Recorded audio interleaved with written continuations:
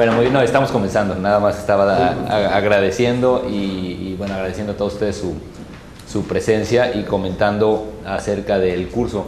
Evidentemente, como vienen del curso de Jorge de los días anteriores, yo vi algunas de las dinámicas en la transmisión por internet, me di un poco de cuenta de las áreas que cubrió, y yo lo que les quería contar es de dónde surge un poco el curso que vamos a hacer esta semana, que es este.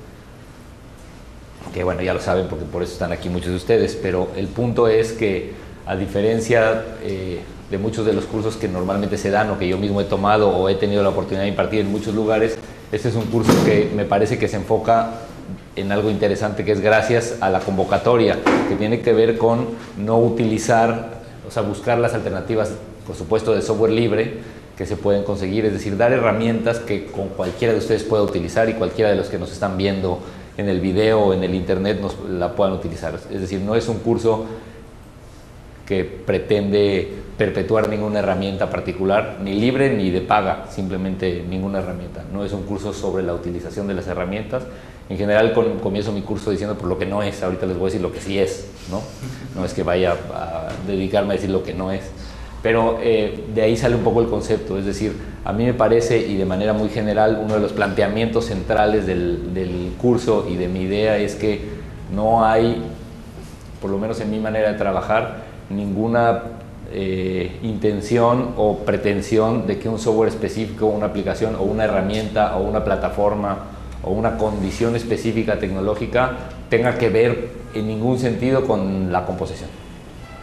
Yo creo que no van pegadas y es completamente independiente las herramientas que uno decide utilizar con los resultados que uno puede obtener. Y eso pues no es nada nuevo, pero sí es nuevo en el ámbito de los cursos, en donde la gran mayoría de los cursos de música que tienen que ver con tecnología se dedican a aprender una herramienta particular. Y aquí la idea es un poco más explorar, discutir y tener un espacio de reflexión sobre cómo generar un lenguaje y cuáles son las estrategias y herramientas que pueden generar un lenguaje electroacústico o de música contemporánea con tecnología eficiente, atractivo, coherente, útil para ustedes, sin importar las herramientas, sin importar si lo hacen con esta mesa o con un software libre como Super Collider o PD o Choc o lo que quieran ustedes utilizar, o en programación de muy bajo nivel o programas de paga de interfaces cerradas como cualquiera de los normalmente disponibles en todos lados. Esa parte para mí no es tan importante. No es tan importante, no nada más de que yo les diga a ustedes que no es importante, sino en mi trabajo no es importante. Uso un poco lo que pueda, utilizo un poco lo que tenga a mi disposición y sobre todo hoy en día creo que la gran mayoría de los artistas que usamos tecnología, no nada más en música, pero seguro, o en sonido, estamos acostumbrados a una combinación de todo, ¿no? Lo que podemos conseguir, lo que podemos comprar, lo que podemos conseguir, más lo que podemos obtener que no es de paga. Entonces, para mí esa es una premisa importante de este curso. Tengo una serie de ejemplos que vamos a escuchar, una serie de obras que también por supuesto vamos a escuchar y una serie de ideas sobre cómo combinar los materiales, cómo generarlos, pero no necesariamente de cuál es el proceso en la herramienta para hacerlos, ¿no? Entonces, desde esa perspectiva me interesa también su opinión sobre cuáles son sus experiencias, cuál es su manera de trabajar y cómo creen que se comparan las ideas que yo voy a presentar con sus experiencias personales de trabajo. Y lo digo porque para mí, de manera general, la composición con tecnología, justamente la elección de una herramienta o de un software específico, puede llegar a ser equivalente a decidir si vas a componer para guitarra o para piano, ¿no? Básicamente es igual. Yo no creo, y eso lo voy a comentar a lo largo de estos días, que haya ninguna diferencia sobre el proceso de composición de música instrumental y electroacústica. Eso también es algo que me interesa dejar claro. El proceso me refiero a las estrategias y las ideas de cómo combinar los materiales y los gestos. Lo que cambia son dos cosas. Primero, por supuesto, el procedimiento en donde la música instrumental, la gran mayoría de nosotros trabaja conceptualizando una idea, después codificándola al papel con un sistema digamos, tan contemporáneo no como uno quiera, pero digamos, más aceptado en el ámbito occidental de la música, y después hay un intérprete que la decodifica. En el caso de la música con tecnología hay una etapa intermedia que en la gran mayoría de los compositores actuales, sobre todo de su generación, bueno, de la mía y más jóvenes, y probablemente la anterior, tiene que ver con además el conocimiento del instrumento que hay en medio, es decir, muchos de los compositores además utilizamos la computadora ya sea como intérpretes o para preparar los materiales. Pero bueno, voy a entrar en eso y hay una parte donde hablaremos de la codificación y decodificación de los materiales, pero como premisa general, este curso no pretende separar la manera de trabajar música instrumental con música con tecnología, y tampoco pretende entrar en detalle sobre cómo generar los materiales con una plataforma específica, ni libre ni de paga, de ninguno de los dos tipos, que creo que es la aproximación más coherente desde mi perspectiva, no nada más para apoyar la idea de que todo el mundo pueda trabajar en software libre, que eso es importante y me parece bien, sino la realidad es que el cambio permanente de las plataformas, de las herramientas y de la tecnología hace que desde mi perspectiva lo más importante sea desarrollar una forma de trabajar como artista sonoro que se puede servir de todas las herramientas para resolver un problema específico. Es decir, en el momento en el que tienes una idea con la que quieres trabajar, tienes que buscar las herramientas que te la pueden resolver, y esas herramientas cambian de manera exorbitante todo el tiempo. Entonces, una verdadera aproximación al trabajo libre, entre comillas, de las aplicaciones de paga es ser capaz de, en el momento, en las circunstancias del proyecto específico que uno quiere, encontrar cuál es el problema a resolver y entonces encontrar la tecnología que lo resuelva. Porque si no, hay digamos, la posibilidad de volverse un experto en cualquiera de los softwares o en varios de ellos. Hay gente que es genial en más de uno, no quiere decir y que además si te vuelves un programador puedes fácilmente cambiar entre uno y otro sin volver a empezar. No digo que eso no sea así, pero esa es otra aproximación digamos, a la resolución de las herramientas, o a la elección de cuáles herramientas resuelven tus problemas musicales. Entonces, de una manera general, para los que no conozcan esto,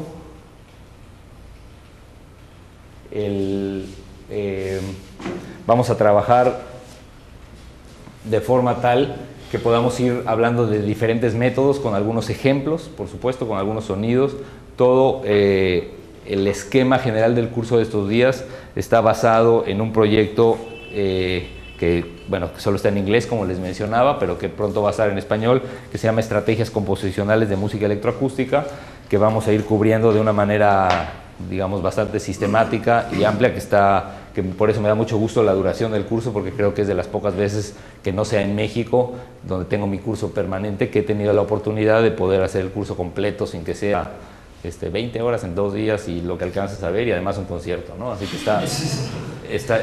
está muy bien. Y como dice aquí, el curso básicamente pretende ayudar a comprender cómo articular las relaciones y las organizaciones de los materiales, cuáles son los problemas que existen, que tienen que ver con combinar elementos, siempre en el ámbito de la tecnología. Y desde un punto de vista general, para que se puedan, digamos, tener una noción, tiene que ver con cómo pensar la música a un nivel microestructural, a un nivel de corto plazo y a un nivel de más mediano o largo plazo, para poder crear forma y unas estructuras más eficientes, todo basado de alguna manera en el concepto general, no porque lo vayamos a estudiar a profundidad, de la espectromorfología del compositor neozelandés Dennis Molly. ¿No? ¿Alguno de ustedes lo conoce? Bueno, no a él, conoce la idea, el artículo de espectromorfología.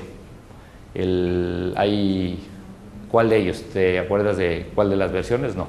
Porque Dennis ha ido cada 10 años reescribiendo el artículo para actualizarlo a su experiencia de los 10 años, que me parece que es una actitud, lleva 30 y...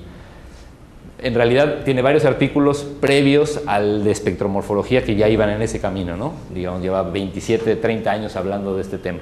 Y es muy interesante porque es una aproximación justo en la cual no depende de una herramienta, y tú ves como un concepto de cómo pensar la música con tecnología y cómo pensar el arte sonoro y cómo pensar la capacidad, digamos, casi plástica del sonoro como elemento de creación de discurso, puede ir independiente del desarrollo tecnológico, porque la tecnología básicamente ha llegado a nuestras manos en los últimos 30 años, no o menos, si lo quieres ver así, y las ideas y la conversación al respecto tiene mucho más.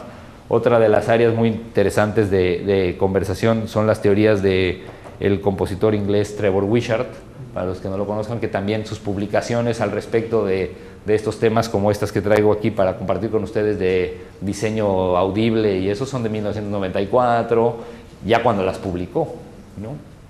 Entonces realmente estamos hablando de un periodo muy grande en donde él mismo tenía que desarrollar su propio software para tratar de hacer las herramientas de los procesos de los que él hablaba.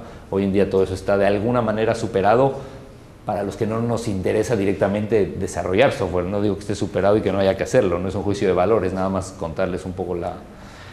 Wishart trabaja con el CDP. Sí, sí. Lo inició él, a eso me refiero con hacer su propio proyecto. Entonces, bueno, de esa manera vamos a poder, mi intención es eso, conocer sobre todo en estos puntos de los objetivos, los conceptos sobre la composición electroacústica de una manera tal que combine, espero que balanceadamente, lo que es la música mixta con la música solamente para lo que se llama para cinta o la música para soporte fijo, como se le dice en otros lugares, que eso es otra discusión que después cubriremos, y por supuesto las metodologías que te puedan servir no nada más para componer, sino para analizar y entender lo que pasa en otras obras y te puedas de alguna manera ser útil para informar lo que cada uno de ustedes está haciendo en su trabajo, ¿no?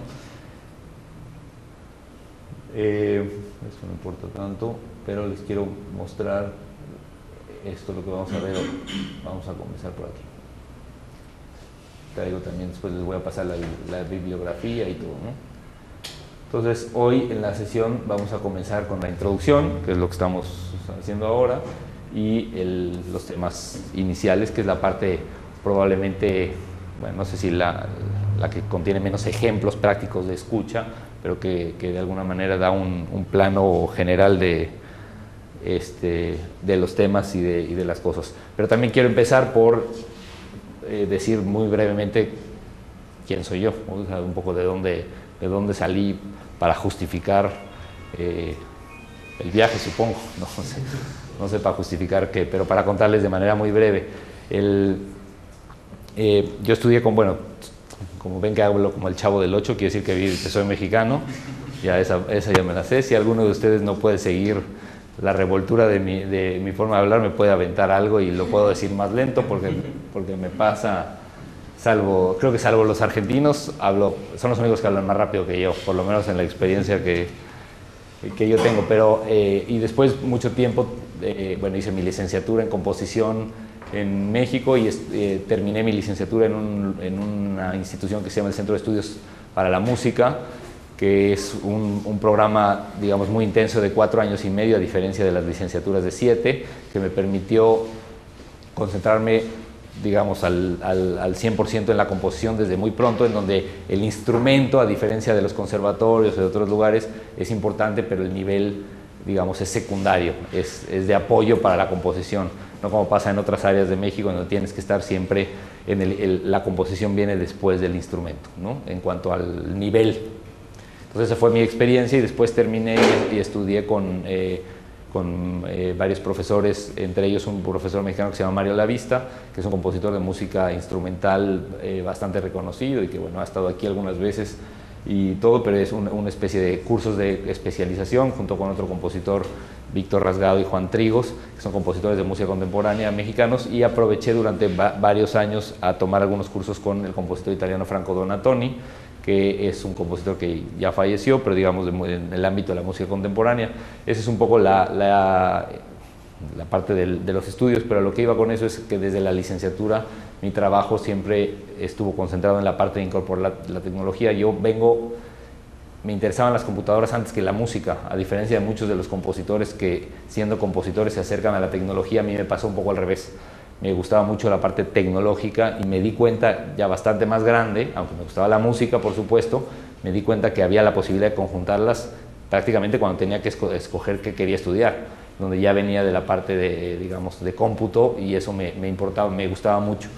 y cuando me di cuenta que se podían, directamente me dije, bueno, pues eso es lo que quiero hacer yo, y entonces estábamos hablando de la época del MIDI, digamos, y empecé a trabajar con eso y a estudiar eso y a trabajar en la licenciatura en un laboratorio de MIDI que hoy se llama de música electroacústica, pero en su momento era nada más para poder utilizar MIDI, ¿no? Tampoco estoy hablando de 1991, ¿no? Tampoco es tan, aunque siga siendo el siglo pasado. Entonces, y esa parte me hizo de alguna manera concatenar mucho mis gustos. Cuando terminé la licenciatura, realmente, como les decía, no me pasó que mi nivel de instrumento, lo digo por lo que me comentaron de su interés por la guitarra o por otros instrumentos, de mantenerlo al mismo nivel y siempre estar combinando la parte de instrumentista con la parte de compositor. A mí no me pasó lo mismo y empecé a trabajar directamente con la parte de la composición electroacústica, aunque mi instrumento es el piano y tenía bandas para tocar en vivo y todo eso durante muchos años. Me di cuenta que mi interés iba por ahí, tenía que ver más no con tocar, sino con la parte tecnológica de resolver los problemas, y entonces hice esa maestría y después hice un doctorado justamente con Dennis Molly en el ámbito de la espectromorfología, y eso que fue el origen de la primera parte de lo que vamos a ver a lo largo del curso en Inglaterra, en donde pude trabajar todas estas ideas y preparar una serie de conceptos y ejemplos y todo para el curso. Y después viví en Chile 3 años trabajando también, dando clases, y desde el 2005, desde el 2004 hice un festival que se llama el Festival Internacional Visiones Sonoras, que es un festival en México de música y nuevas tecnologías, y en el 2005 comencé a trabajar aquí en este lugar, en el Centro Mexicano para la Música y las Artes Sonoras, que es un instituto público del gobierno de México, entre el Estado, digamos, la Federación y el gobierno local. Se creó este instituto a nivel nacional del cual les podré ir contando poco a poco, pero que es un centro bastante singular en América Latina, porque es un espacio de residencias con fomento, becas para estudiar, para desarrollar proyectos. Tiene una licenciatura, un doctorado, todo en música con nuevas tecnologías, y está en la ciudad de Morelia, en México, no está en el DF. Un poco para contarles, bueno, la página, ahí la pueden ver, pero el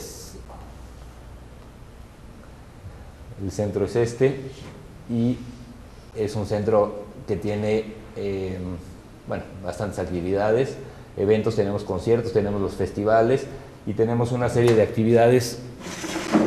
Perdón, esto es lo que ya después lo ven. Tenemos una serie de estudios en donde la gente puede componer, los artistas pueden componer. Aquí se ve bastante bien. Bueno, no me voy a tener mucho por ahí, quien quiera lo puede ver y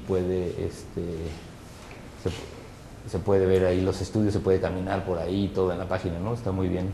Pero lo que les quería contar es que en este centro, básicamente, a lo largo de estos últimos 6 años, hemos trabajado en generar relaciones muy directas con instituciones a nivel internacional para intercambios, y tenemos un grupo de docentes o de personal bastante calificado en distintas áreas, siempre de música y tecnología. O sea, tenemos al compositor argentino Francisco Colasanto, que es un experto en Max MSP y que hace PD y que hace Super Collider, yo soy el director del centro, que me encargo más de la parte, por supuesto, administrativa, pero eso no vengo aquí a contar mis traumas, sino a contar lo que sí hago, que es la parte creativa, que tiene que ver con la investigación. Tenemos otros compositores, tenemos también al personal administrativo y todo, por supuesto, que son parte fundamental del centro, y es un centro que pertenece al gobierno del Estado, pero que tiene muchísimas posibilidades de actividades y publicaciones, ya las van a conocer. Tiene, nada más para terminar con la presentación y para que lo vean, aquí mismo pueden ver todas las publicaciones, están aquí todas las ligas a las aplicaciones de iPad y dispositivos móviles que hacemos para música y los proyectos editoriales y todo. Tenemos algunos manuales de herramientas específicas, que en este caso el que salió ahí, que es el de Max MSP, que es la producción más vendida del CEMAS, pero por mucho, ¿no? Por alguna manera tiene muchísima demanda, porque es el único manual que hay en el mundo que no esté bueno, ni siquiera en inglés hay un buen manual, pero digamos, en que no esté en inglés, hay uno en japonés y este en español sobre las herramientas para cómo utilizar Max para compositores. Y bueno, y una serie de publicaciones ahí que pueden ver en nuestra revista, de las cuales les traje algunas. Lo que les quiero contar es que es un espacio en donde realmente la parte de investigación y los artistas que nos visitan han generado como un entorno de reflexión bastante interesante. Y bueno, ese es, digamos, el lugar en donde trabajo hoy en día, donde doy clases, en donde tenemos la licenciatura con la Universidad Estatal y con el Conservatorio de Las Rosas, que es el conservatorio más antiguo de América, es de 1715 me parece, que es Morelia, es una ciudad colonial realmente espectacular, que es esta.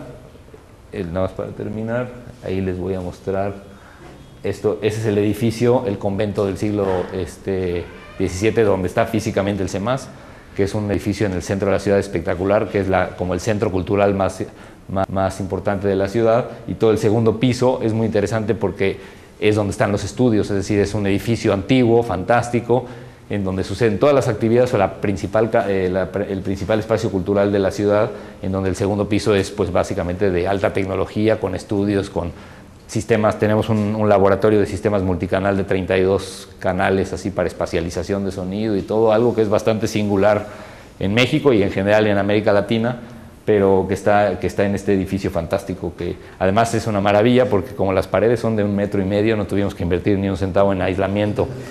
Entonces, porque sí son realmente así. O sea, tuvimos que invertir mucho en, no sé si lo vieron en la foto, en la acustización, o sea, en paneles para que el sonido esté bien controlado y todo, pero no en filtraciones, digamos, a los lugares, que eso siempre es lo más costoso de adecuar un espacio.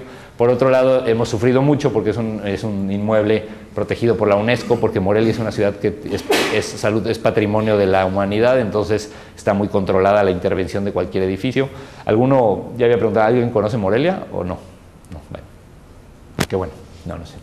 Para así les puedo contar más de lo que me gusta, pero es básicamente una ciudad colonial espectacular a 3 horas de la Ciudad de México, a 4 horas, a 400 kilómetros de la Ciudad de México, muy importante en el ámbito, digamos, durante la colonia, y entonces los edificios y el centro es fantástico, pero además tiene una tradición cultural enorme. Fuera de la Ciudad de México debe ser la que tiene más actividad de música seguro y de muchas otras disciplinas, festivales de cine, de música contemporánea, de jazz, de rock.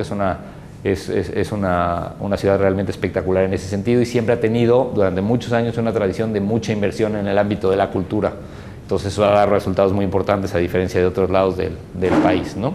Entonces, ¿Qué habitantes tiene tiene? 1 millón, como 900,000, sí. Que para México es una ciudad, digamos, bastante mediana, pequeña, ¿no? Para muchos países es una ciudad grande, pero comparado con las ciudades grandes de México es muy pequeña y es realmente un lugar fantástico. Si tenemos más tiempo o algo así, les puedo contar un poco más al respecto. Bueno, y esto como introducción tiene que ver con que el centro, y se conecta de manera muy concreta con lo que vamos a ver en el curso, es un espacio que justamente pretende promover todo el proceso de lo que incorporar la tecnología al proceso creativo significa, no necesariamente promover una herramienta o otra herramienta o una manera de trabajar o otra manera de trabajar. Si ustedes entran a la última parte que les iba a enseñar, que es esta, en algún momento que tengan tiempo, en la misma página que vieron, en la sección de arriba, donde dice comunicación, está el acervo, y ahí van a ver todas las actividades del 2005 a la fecha, están todas disponibles gratuitas para ver si están organizadas, digamos, por los festivales, y si uno quiere ir al festival, pero ahorita les voy a decir por qué les cuento esto. Pueden ir a cada uno de los años. La 2012 terminó la semana pasada, por eso no la tenemos aquí, pero va a estar. Pueden entrar a un año en particular y pueden ver absolutamente todas las actividades, todos los conciertos, no sé, una conferencia. ¿Alguno de ustedes conoce a Rajmil Fishman o a Mario Mari? Bueno, que son, digamos, uno puede entrar y ver específicamente su actividad cuando se cargue.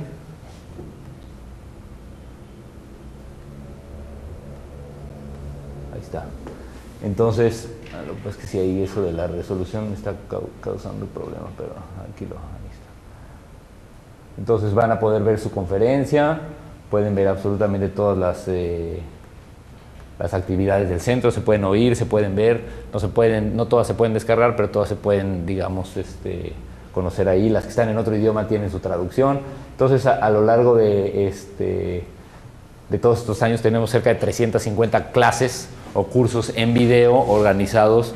Tenemos, por ejemplo, un curso de 5 días de Dennis Molly sobre espectromorfología, traducido al español y todo, que está disponible gratuito. Y se los cuento un poco porque la idea del centro, y un poco en el contexto del curso que estamos aquí, es justamente fomentar la acumulación y la generación de material útil de diferentes perspectivas para poder ir haciendo un acervo de material latinoamericano con la mayoría de cosas en español posible, pero y si no con traducciones, para crear un entorno no nada más de qué herramientas, cómo aprender a usar una herramienta particular y cómo aprender a mover un icono para que cuando uno aplauda abra la puerta y que cuando uno silbe venga el gato. Digamos, en vez de entrar directamente en esa dinámica, tratar de ser lo más diverso posible.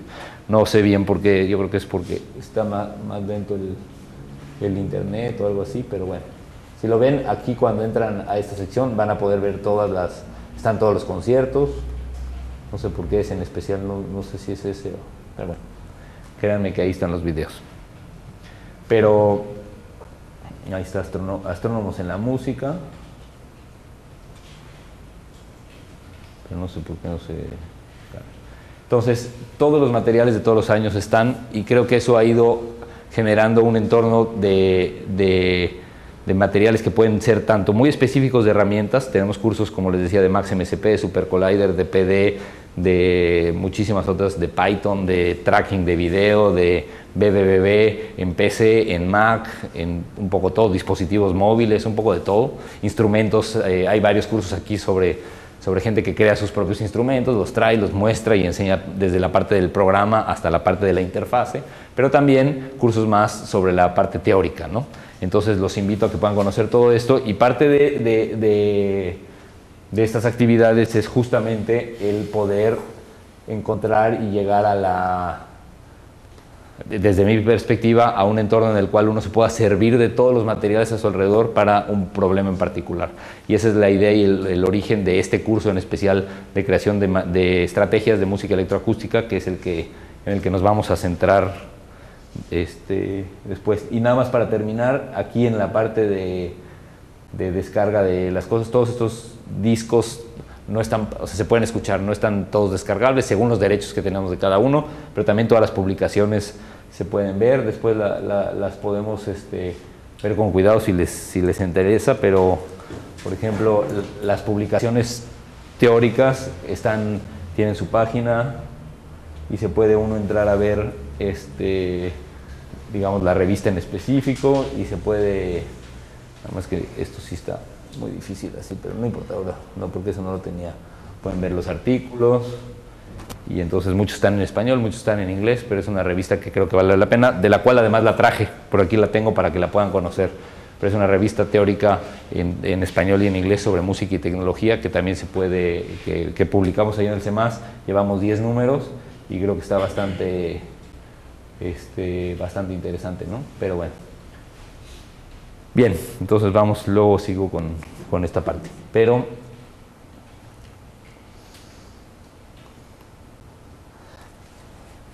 entonces, ¿qué de manera general, entrando en el tema que tenía planeado después de la introducción, la parte de material, quién me puede decir o quién tiene alguna idea de qué quiere decir material? ¿O qué quiere decir lenguaje? Son dos cosas diferentes pero relacionadas. Ajá. Material es cualquier cosa que tengas a tu disposición. Bien. El lenguaje es el grupo de relaciones que tú establezcas con eso que tienes a tu disposición para producir lo que tú consideras es una idea. Una idea musical, una idea matemática, una idea verbal, no sé. ¿Y alguien estaría en desacuerdo o en acuerdo? Más bien, en desacuerdo. ¿En acuerdo? No. Ah, bueno. acuerdo. Está muy bien. Lo digo porque realmente existe, por ejemplo, como bien dijiste, creo, y esto no lo tenía planeado, pero lo que dijiste se acerca mucho a una cita específica de un autor que se llama Cook, que dice: el artista siempre tiene algo que comunicar a través de cualquier medio que elija. Es decir, el artista puede definir su propio lenguaje en virtud de los materiales o medio que tenga a su disposición. Puede ser hablado, o él dice música, ¿no? Pero yo digo sonoro, ¿no? Pero el autor en la cita dice puede ser hablado o musical. Él se debe de convertir, el artista, en el maestro o en el amo y señor de un lenguaje que se tiene que convertir en su sirviente, ¿no? Esa es la propuesta. El lenguaje se convierte en el sirviente del amo y señor que es el artista, ¿no? Esta es la propuesta de este señor Cook. El acto de la composición, eso ya no lo dice él, requiere un desarrollo permanente de estrategias y de lo que desde mi perspectiva es lo más importante para definir el lenguaje, una jerarquización o una estructura de principios de orden de las cosas. La función o el valor que tiene un elemento en una estructura específica, en combinación con sus partes, en comparación con los otros elementos que coexisten, su función y su jerarquía, su importancia y su impacto para transformarlo, es lo que establece estos principios de orden que pueden o idealmente derivan en un lenguaje coherente. Y esto aplica, como lo vamos a ir viendo, para cualquier tipo de música. O sea, no estoy hablando ni de música, eso es igual. Justamente esos principios de orden son los que de alguna manera, a través de esa jerarquización y esa coherencia, definen los diferentes lenguajes. O sea, un lenguaje de música popular va a cumplir con ciertas características y principios de orden distintos de la música de conciertos, si la queremos llamar así, o la música electroacústica, o el arte sonoro, o cualquier disciplina multimedial, ¿no? Las estrategias que uno requiere para crear esto, se necesitan, por supuesto, tener cierta competencia en el ámbito de la música con tecnológica para poderlo controlar, pero solamente en la música de la que estamos hablando se necesita cierta competencia del autor. Competencia quiere decir capacidad tecnológica para poder elaborar esta jerarquización del lenguaje, para que la interacción entre todos los elementos sea simultánea y además a muchos niveles. Cada una de las funciones, o sea, que tú puedas interpretar un elemento específico muy concreto como un sonido, lo puedes interpretar puede tener una jerarquización o un valor en tu lenguaje o en tu estructura conceptual de la pieza a nivel rítmico, como a nivel, digamos, tímbrico, por decir de otra manera, ¿no? Estoy comenzando con la terminología, bueno, no terminología, sino como los conceptos más generales de lo que hablo del lenguaje. Es posible, desde mi perspectiva, considerar entonces al lenguaje como una herramienta para modelar la concepción de las ideas de un discurso que queremos crear. Lo repito, es posible considerar el lenguaje como una herramienta para modelar la concepción y percepción de las ideas de un discurso del discurso que queremos crear. Un comentario que me parece tan interesante. Acabas de decir la palabra herramienta asociada al lenguaje. Lenguaje, en los momentos en que lo estás explorando, es una cosa más o menos abstracta. Sí. Y la palabra herramienta en nuestros días se ha transformado en un conjunto de cables y chips, etcétera, algo muy grueso, ¿no? Sin embargo, acá la herramienta todavía tiene un plano más sutil. Sí, como trataba de decir un poco al principio cuando mencionaba que mi idea y lo que quiero proponer durante estos días es justamente que una herramienta no es esto, ¿sí? justamente lo que te estás diciendo. Una herramienta para componer música no es la aplicación, ni la interfase, ni el teléfono, digamos, sino la herramienta en realidad es servirte de las posibilidades que tienes para, como decía yo, informar tus ideas. Después voy a entrar en el término de postproducir lo que tomas de alrededor en una nueva propuesta, ¿no? Pero sí, efectivamente, digo, para nada tiene una aproximación semiótica ni nada lo que estoy diciendo ahora, porque eso se iría como hacia todo otro mundo que no me parece que sea específicamente relevante, porque la idea es empezar también a concretar estrategias muy particulares, útiles para compositores, sobre cómo pensar la utilización del sonido. Estoy ahorita un poco marcando la idea simplemente del lenguaje, pero creo que tienes razón, y mi punto es ese, que da exactamente lo mismo, que tú puedes hacer de manera general. Voy a adelantar una idea. Hay compositores electroacústicos, compositores que trabajan con tecnología, que el resultado es una música totalmente instrumental en su concepción. Y muchísimos compositores que no tocan una herramienta que tenga electricidad, que solamente usan lápiz y papel, y la música es totalmente electroacústica en su concepción. Por supuesto los espectrales, por decirlo de una manera, pero además hay otras aproximaciones. Entonces, el lenguaje y el discurso musical que presentas no tiene nada que ver con las herramientas que utilizas, porque sería como decir que en el mundo existe música para piano. Pues no, porque no es lo mismo, por supuesto, la música popular para piano o Beethoven y el piano romántico o el piano contemporáneo. O sea, la herramienta en sí no define el lenguaje con el que estás trabajando, ¿sí? Es el caso del piano o de un instrumento, es lo mismo que la computadora. Que salga de aquí no tiene nada que ver con que sea electroacústico, porque entonces yo pongo cualquier disco y ya sale de ahí, ¿no? Eso no lo hace electroacústico.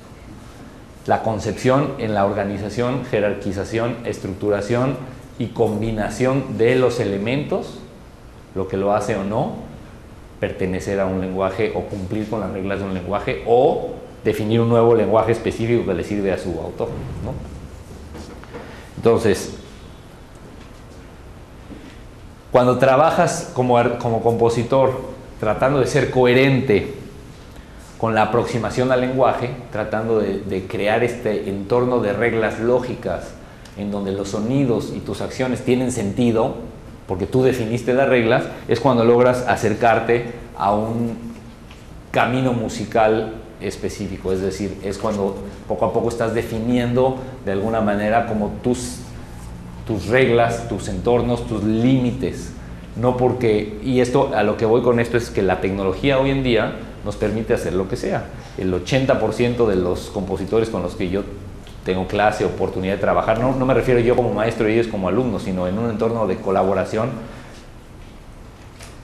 tienen tantas herramientas en sus computadores que es un proceso muy de exploración, como muy intuitivo, que no está mal, de lo que tienen a su disposición ese día, a ver este VST qué le hace a este sonido, y si te gusta lo dejas y ese sonido lo guardas y lo pones. Entonces el proceso realmente de creación, desde mi perspectiva, en una tecnología mucho más democratizada como la que tenemos hoy, en donde, no digo que todo el mundo, pero un porcentaje más amplio de la población tiene acceso a las herramientas tecnológicas, no sé, la composición y la creación de música con tecnología no tiene que ver con la posibilidad de tener la computadora y pasar un sonido por un VST, sino una vez que tienes todos esos elementos, cómo tomas las decisiones para jerarquizarlos y organizarlos en un lenguaje coherente. Ahí es donde está el proceso de composición. Todo lo previo es como ha sido siempre en la música: agarrar tu instrumento e improvisar, explorar, tocar con la otra persona, descubrir, encontrarse, conocerse. Es exactamente lo mismo, que tiene toda una parte creativa del mismo. No tiene ningún juicio de valor lo que estoy diciendo, solamente estoy tratando de identificar los procesos para ubicar el campo de acción en el que a mí me interesa que trabajemos durante estos días. Bien, entonces les voy a leer una cita, la voy a poner en la pantalla, aunque está en inglés, pero yo la voy a leer en español, que es esta. Entonces, acá está.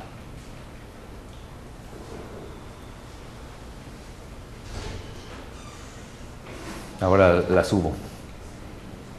Es una cita de un autor que se llama King, muy interesante, que tiene que ver con justamente este proceso de crear lenguaje y componer. La voy a traducir. Dice: descubrirse a uno mismo en medio de un gran bosque, sin tener ninguna idea de cómo salir de ahí, hace que sea prácticamente imposible para nosotros disfrutar las flores, las bellas flores, o que el canto de los pájaros es fascinante. Estamos perdidos ahí a la mitad, ¿no?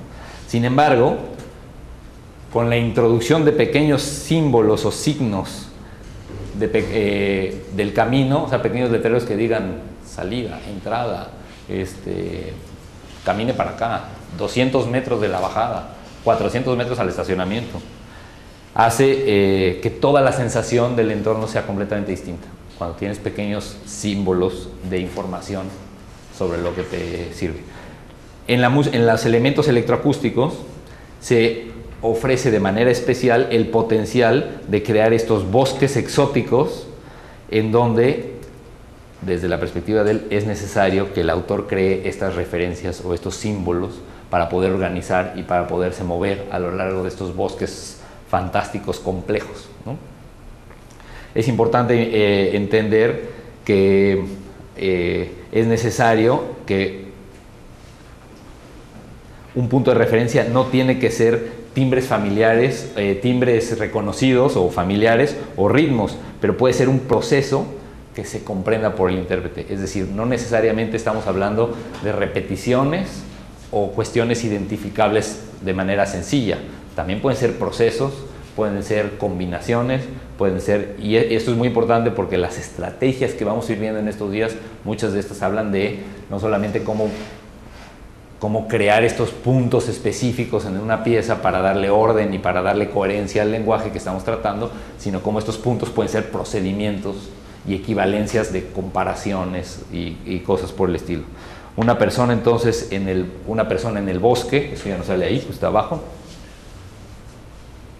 Una persona en el bosque encuentra seguridad en la función de la señalización,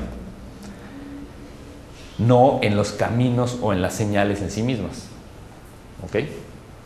Y eso es de manera importante, de manera general, una aproximación a esta idea que me parece que define de manera muy, muy clara y muy interesante esta idea.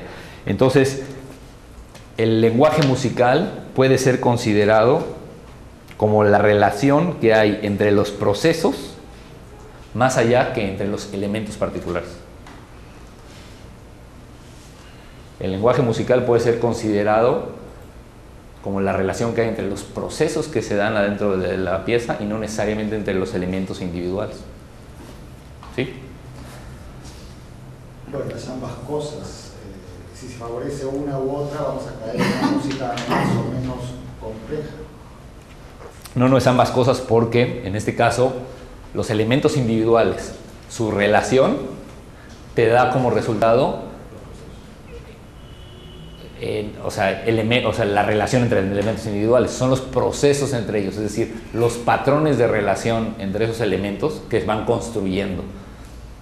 Evidentemente, los elementos más básicos, que es la relación entre dos cosas, también son parte del lenguaje, pero no lo pueden definir en sí mismos. Es decir, si a la hora de hacer un proceso analítico, desde mi perspectiva, llegas a los elementos más básicos y encuentras que siempre de la quinta hace una tercera disminuida, eso no te da elementos para conocer el lenguaje de la pieza. Esa es mi propuesta.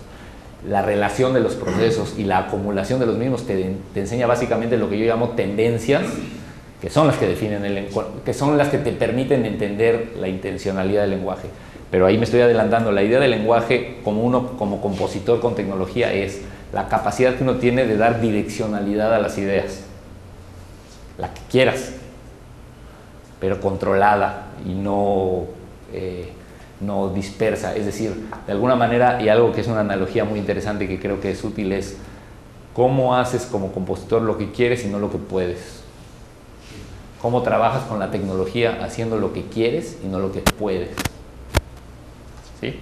Esa es básicamente, desde mi perspectiva, la gran diferencia entre utilizar la tecnología para descubrir lo que puedes y organizarlo como puedes, o conceptualizar lo que quieres y encontrar la tecnología para resolver y lograr eso e implementar. Son dos caminos.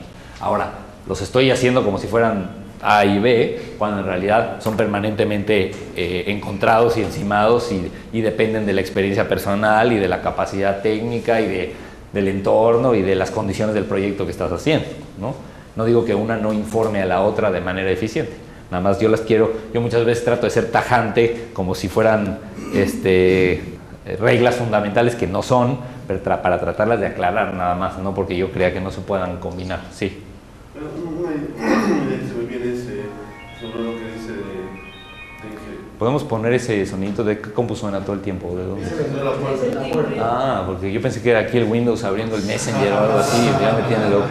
Perdón, como la oía de allá, pensé que era... No, es tal vez el tono del lenguaje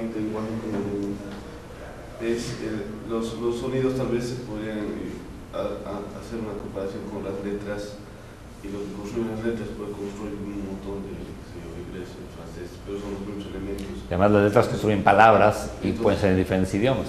Palabras, pero el lenguaje serían específicos, lo que se quiera decir podría ser infinito, pero los elementos son los mismos, tal vez eso.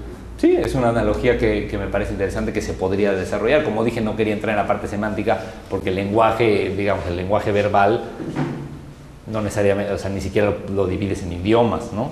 Pero sí tienes razón, o sea, creo que esos elementos, y es interesante, lo vamos a ir viendo, y tal vez regreso al ejemplo particular de un compositor argentino que se llama Horacio Bayone, que seguramente conocen muchos de ustedes y que ha trabajado por años en un concepto muy interesante de hace 23 o 24 años, cuando dijo, aquí lo importante es que ya no tenemos a la nota como el elemento mínimo de construcción musical.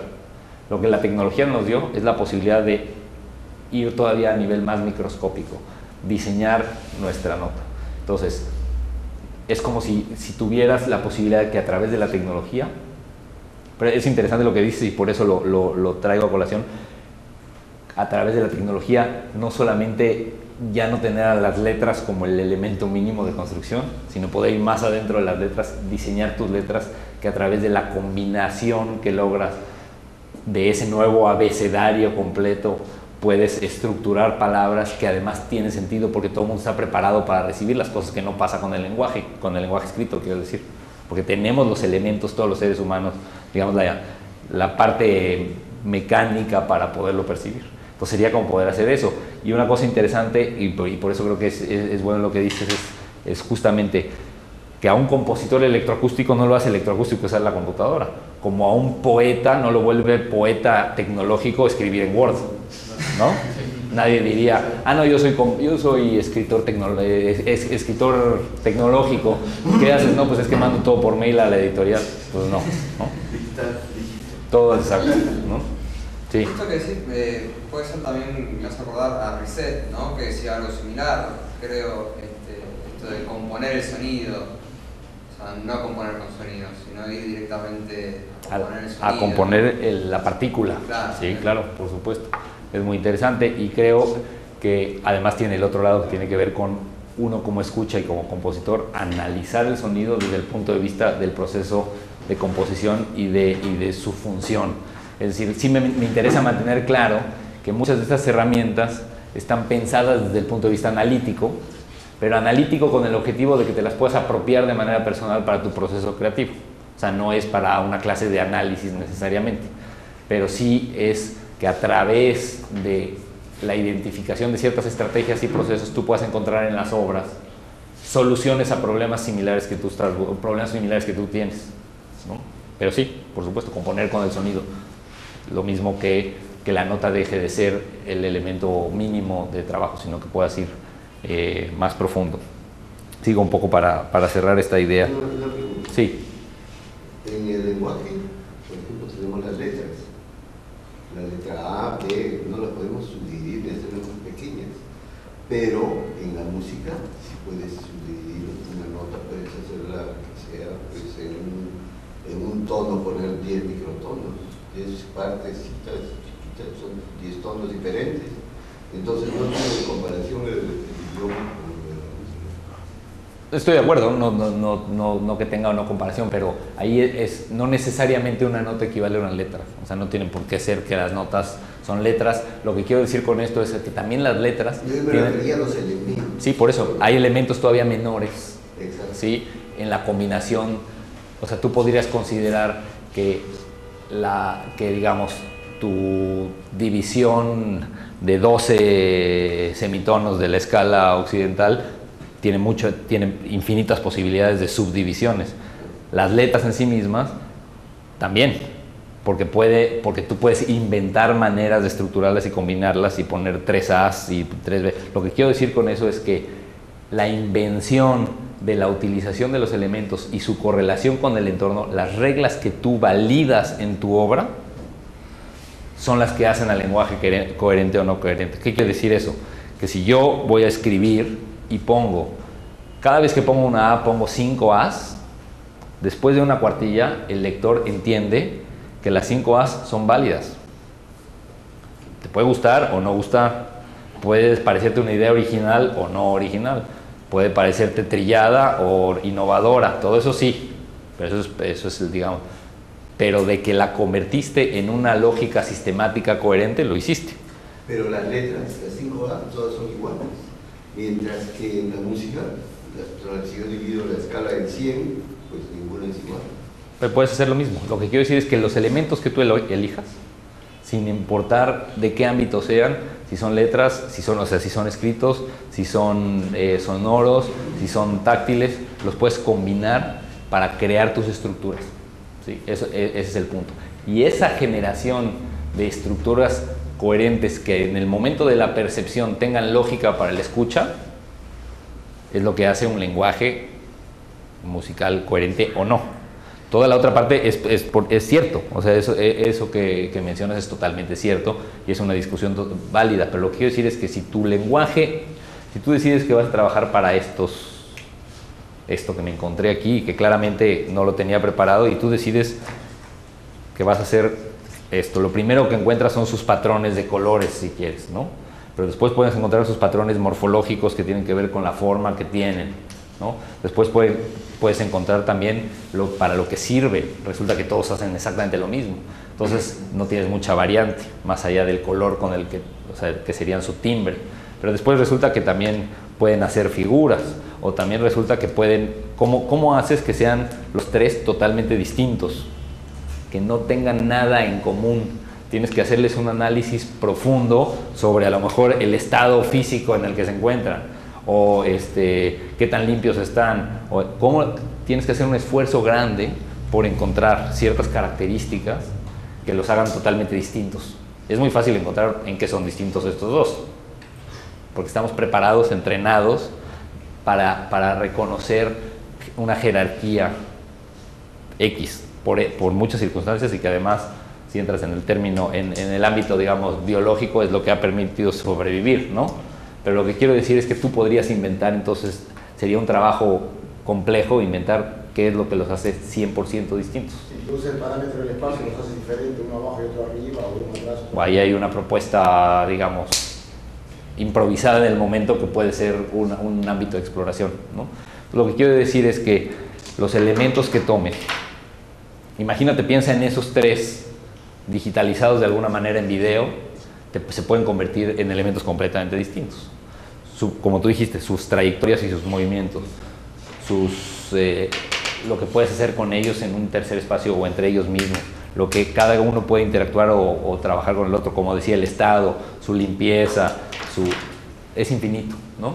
Entonces, lo importante y lo que me parece atractivo, así como de la primera sesión, dejar sentado y que deja mucho espacio, justamente la razón por la que comienzo por eso es que deja tantas ideas y tantos tantas opiniones como estemos aquí, más los que nos estén viendo. O sea, no hay límite con eso. Puedes opinar, puedes aproximarte, por supuesto, por el lado semántico. Existe toda una trayectoria teórica pesada, digamos, al respecto de esta discusión, que es muy importante tomar en cuenta. Lo único es que quiero poner eso como el plano específico a partir del cual vamos a empezar a ver algunas estrategias muy particulares de combinación de sonidos que tienen el objetivo de estructurar estas jerarquías, diseñar estas combinaciones y poder lograr de manera efectiva los bloques de construcción de música con tecnología. Entonces,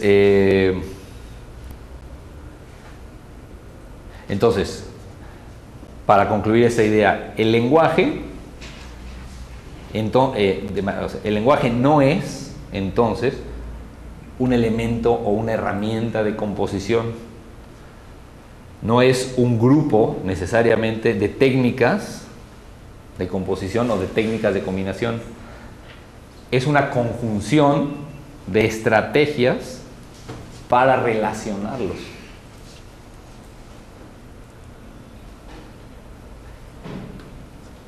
Y puede ser identificado como el grupo de reglas sonoras o musicales que logran la unidad entre los elementos.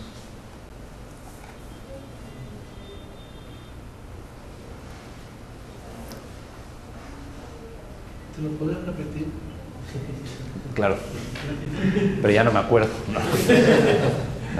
El lenguaje no es entonces una herramienta composicional o un grupo de técnicas composicionales. El lenguaje es una conjunción de estrategias para relacionarlos o para relacionar tus elementos, para combinarlos.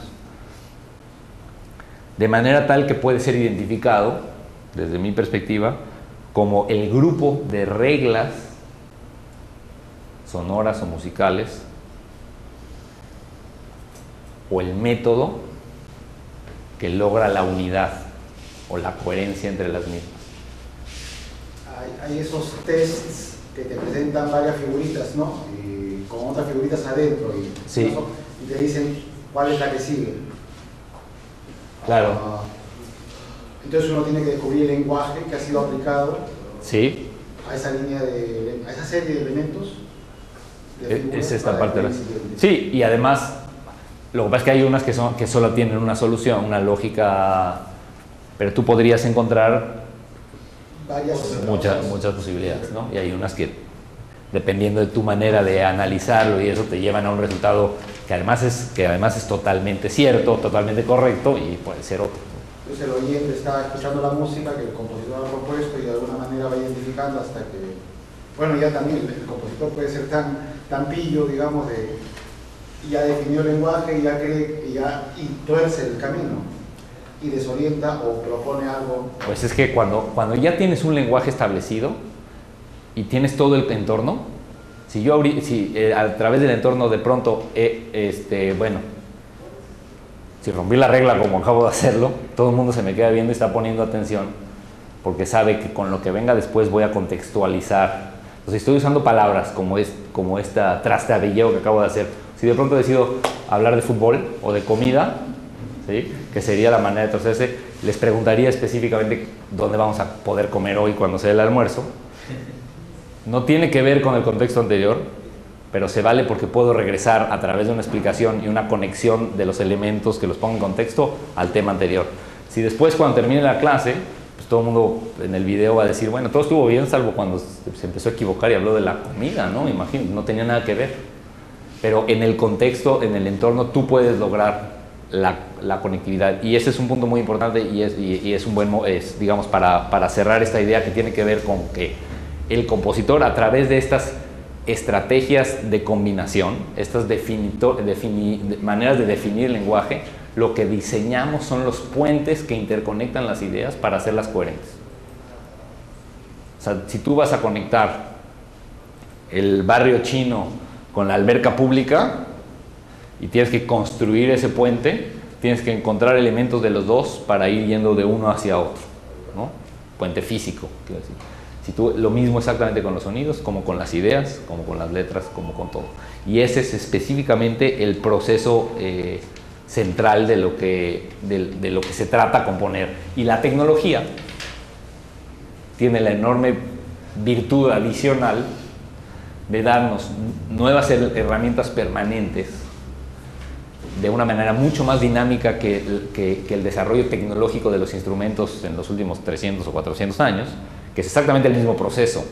La única diferencia es, digamos, lo exponencial de los cambios que vivimos ahora en el ámbito digital. Pero exactamente, o sea, el clavecín al piano y el piano contemporáneo y el cambio de los materiales para construir las flautas, que resulta que son del grupo de las maderas y hace años que no son de madera, ¿no? Las flautas. Pero lo que quiero decir es que ese desarrollo tecnológico, estamos, digamos, en esa misma inercia.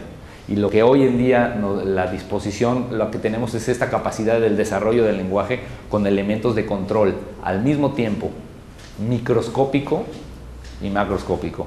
Y de manera general hay algo que la música con tecnología, y lo vamos a ir viendo, tiene de particular. Tenemos que identificar entonces en la música electroacústica cuáles son los elementos del lenguaje de la música electroacústica generales, ¿no? De un lenguaje personal del compositor, que hacen a la música electroacústica ser música electroacústica, cuáles son sus elementos que la pueden diferenciar de cualquier otro lenguaje musical, porque es ahí donde podemos trabajar, porque justamente, como dije al principio, no puede ser el hecho de que salga de una computadora, porque hoy en día la música popular, la música electrónica, la música, toda la música sale de la computadora. Entonces, ¿cuáles son los elementos del lenguaje que la hacen pertenecer a la música electroacústica, o a la música acusmática, o al arte sonoro, o a lo que sea, ¿no?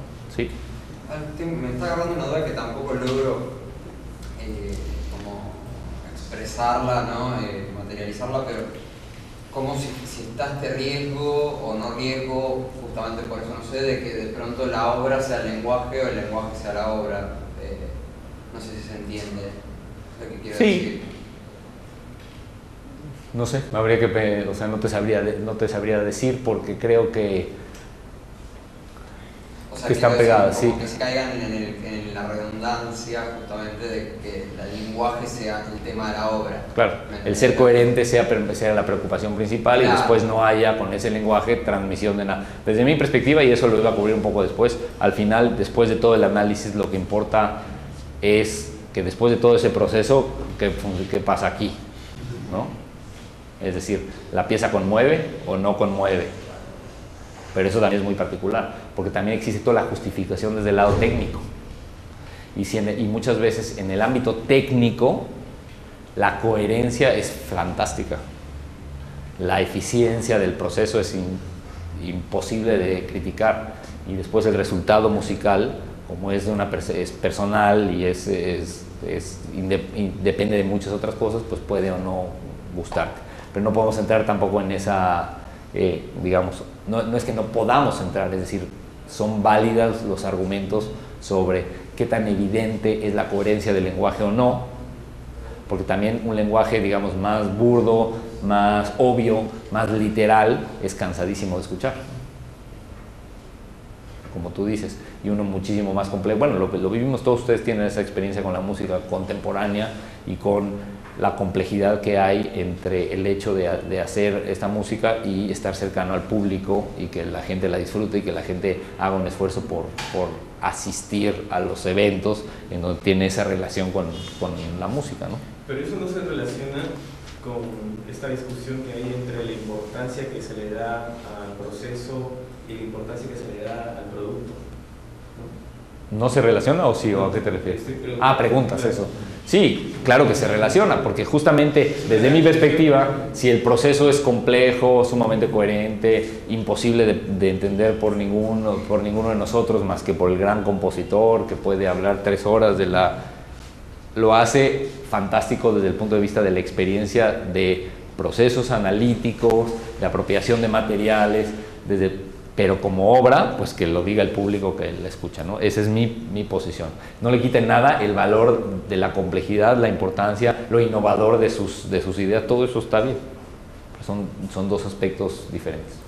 Último. Hablaste de la importancia de que al final el lenguaje, que si lo conmueve a uno, yo no pretendo denegar de ninguna manera porque me gusta, personalmente escuchar música que me conmueve. Al mismo tiempo me gusta en otros momentos, porque no solamente introduzco alimentos a mi estómago, pero también a mi cerebro, o a mis facultades de razonamiento. Entonces me gusta también la música que me nutre y que hace que mis ideas corran más rápido, porque ha sido producida. Totalmente, sí, o sea, que te conmueve intelectualmente, digamos, ¿no? Si existe esa palabra, la inteligencia emocional. Sí, sí. Perdón, una duda o algo, no sé, importante. Lo que estoy entendiendo es que el lenguaje es un elemento, una herramienta de composición que puede unir, son procesos, ¿no? Sí, o sea, no es una herramienta, justamente. Bueno, no es una herramienta, sino es, alguien dígame, es el producto de las relaciones que se crean entre los elementos que se usan. Exacto, para crear unidad entre... Esa estrategia puede estar metida en muchas obras, muchas cosas, entonces el lenguaje es la forma de las cosas. Exactamente. Y lo que se dice serían las obras que son cosas específicas que uno escoge. Estoy de acuerdo. Como tratar. Sí, sí. Bueno, ahí cerramos por el tiempo y... No, bueno. O sea, lo que yo te preguntaba antes es un poco eso. Sí, ¿no? De la línea esa de cuando de repente uno empieza a usar el lenguaje como elemento, ¿no? Cuando Totalmente. se pierde ese camino y caes en eso. Sí, sí, exactamente. Bueno, pero lo podemos ir viendo y además conforme vayamos viendo estrategias particulares y algunas ideas de la problemática del uso de la tecnología salen discusiones en este referente. Tampoco, o sea, no, por eso no quería entrar en el ámbito del, digamos, semiótico del asunto y todo, porque hay mucha discusión y además muchísimo trabajo hecho al respecto. Solamente un poco como el primer escalón para poder compartir con ustedes mi idea de dónde parto y por qué me es igual grabar, usar esto que hacer un patch de Max o de PD muy complejo que mida la posición del sol en función del Producto Interno Bruto de un país africano para darte una nota, ¿no? Está bien, entonces hacemos un descanso.